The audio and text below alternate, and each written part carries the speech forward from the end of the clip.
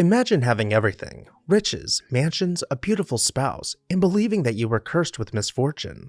Hi everyone, Ken here. This is the story of the Washington Post former owner, Ned McLean, and the curse of the Hope Diamond. Hit that subscribe button and let's explore this house.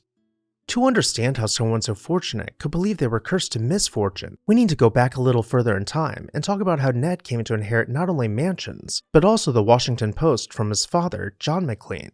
John McLean was a larger-than-life figure, wielding influence across media, transportation, and even sports, with a commanding presence that stretched from his hometown of Cincinnati to the political heart of Washington, D.C. After attending both Harvard and Heidelberg University, John McLean returned to Cincinnati where he began his career. Rising through the ranks of the Enquirer, he swiftly took on the role of editor, becoming the newspaper's driving force, and ultimately purchasing it in 1873. With his keen business acumen, McLean grew his media holdings, and by the 1880s, he had acquired a reputation as a powerhouse in both the newspaper and transportation industries. In 1905, he took a bold step that would cement his legacy. He purchased the Washington Post. This was not merely a business acquisition, it was McLean's gateway to influence in the nation's capital. Under his leadership, the Post evolved into a potent platform, capable of shaping public opinion and political discourse. His reach extended beyond journalism. He held substantial interest in street railways, including the Capital Traction Company, and was the primary shareholder in the Washington Gas Light Company. John McLean's ventures weren't confined to D.C. or the newspaper world. He and his business partner, Senator Stephen Benton Elkins, built the Great Falls and Old Dominion Railroad, which ran from the bustling streets of Washington, D.C. to the quiet fields of Virginia. The impact of this development was so profound that the town of McLean, Virginia was named in his honor. Despite his sprawling business empire, McLean found time for family. He married Emily Beale, and together they had a son, Ned McLean. John McLean's estate, aptly named Friendship, became a social hub in Washington, D.C., showcasing his influence among the city's elite. But that was just a stepping stone. He wanted a house closer to the city's center and commissioned renowned architect John Russell Pope to design for him one of the most opulent mansions in D.C. Completed in 1907, the sprawling mansion stretched along I Street, consuming the better part of an entire block. From its rusticated limestone base to decorative terracotta, the house stood out among its neighbors, being both simple and elaborate all at the same time. This delicate balance, coupled with clean lines, drew both criticism and acclaim. But one thing was for certain: the interior would rival any of the finest houses in the world at the time.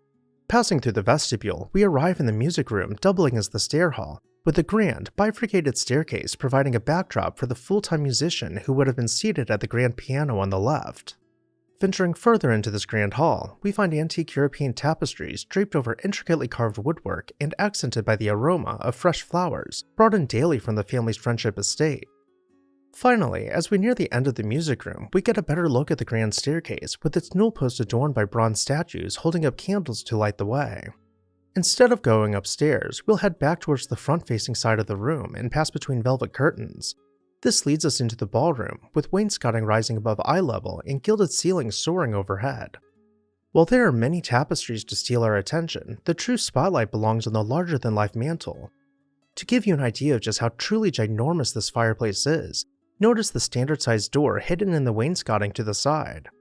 Next, we'll head into the conservatory, where massive limestone columns support a skylight spanning overhead, and at the end of the room, a larger-than-life statue of Neptune reaches for his trident.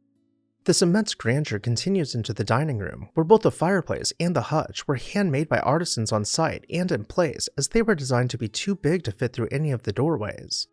We can take a closer look at the level of detail on the fireplace, noting its complex composition with delicate relief work depicting everything from angels to fruiting vines. All of this, and we haven't even looked up yet to admire the vivid ceiling mural framed by gilded plasterwork. Though, that isn't all there is to see. If we look even closer, there are dozens of smaller murals surrounding the larger mural, with everything from hand stenciling to gilded relief work. When John McLean passed away in 1916, he left the house to his son Ned. But let's back up a few years to 1911, when Ned made headlines after purchasing the infamous Hope Diamond from Pierre Cartier, who cleverly played on the jewel's reputation for misfortune to close the sale. But to Ned and his wife Evelyn Walsh, the diamond was simply an opulent trinket, perfect for Washington's most glamorous socialite to flaunt at all of her parties. Despite its dark history, the couple wore the stone with a sense of defiance, even dismissing its rumored curse. Over time, however, a series of personal tragedies, including the untimely death of their young son, Vincent, in a car accident, would rekindle whispers of the diamond's ominous legacy. Ned's life was as colorful as his possessions. When he inherited the Washington Post in 1916 following his father's death, he embraced the role of a publisher, wielding the paper as a powerful voice in the capital. He entertained lavishly at the Walsh-McLean mansion, the childhood home of his wife, hosting Washington's elite, including his close friend, President Warren G. Harding. Unfortunately, his association with Harding and Secretary of the Interior Albert B. Fall drew him into the Teapot Dome scandal, where he found himself accused of perjury during the investigation. The affair marked the beginning of a downward spiral that saw both his reputation and finances unravel. By the early 1930s, his reckless spending, bouts of erratic behavior, and a highly publicized and bitter divorce from Evelyn culminated in the court-ordered sale of the Washington Post, stripping him of his family's treasured asset. In 1933, Ned was declared legally insane, ending his turbulent life in society and business. He spent his final years in a psychiatric hospital, passing away in 1941. A man who had once had the world in his hand, only to see it slip away, leaving a legacy as haunting as the legendary diamond he had once worn. During his time in the asylum, the house he had inherited was put up for sale, but with no buyers able to be found, it was stripped of its architectural features, many of which were auctioned off.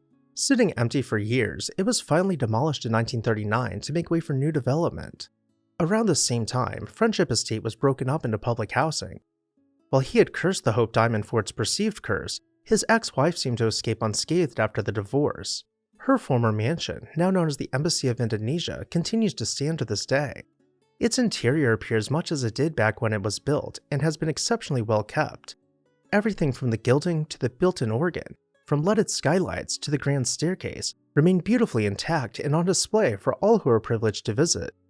What are your thoughts on the mansions, or perhaps you are more interested in the Hope Diamond?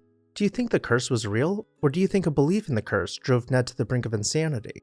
Let me know down below in the comments section, and while you're there, make sure to hit the subscribe button so you never miss an exciting episode of This House.